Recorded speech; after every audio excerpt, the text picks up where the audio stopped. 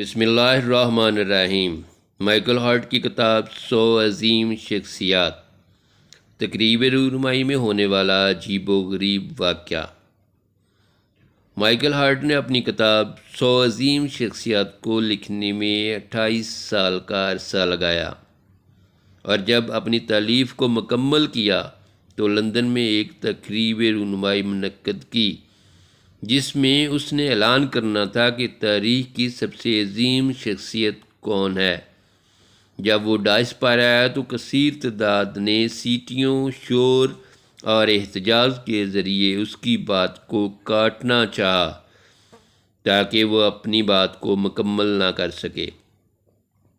پھر اس نے کہنا شروع کیا، ایک آدمی چھوٹی سی بستی مکہ میں کھڑے ہو کر لوگوں سے کہتا ہے، میں اللہ کا رسول ہوں، میں اس لیے آیا ہوں تاکہ تمہارے اخلاق و عادات کو بہتر بنا سکوں۔ تو اس کی اس بات پر صرف 4 لوگ ایمان لائے، جن میں اس کی بیوی، ایک دوست اور 2 بچے تھے۔ اب اس کو 1400 سال گزر چکے ہیں۔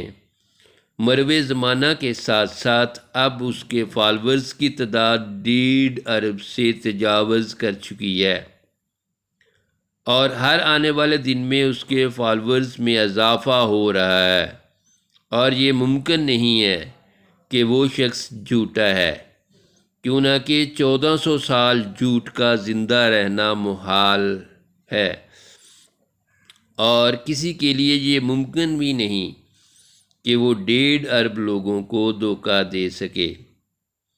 ہاں، ایک اور بات، اتنا طویل زمانہ گزرنے کے بعد آج بھی لاکھوں لوگ ہمہ وقت اس کی نموز کی خاطر اپنی جان تک قربان کرنے کے لیے مستعد رہتے ہیں۔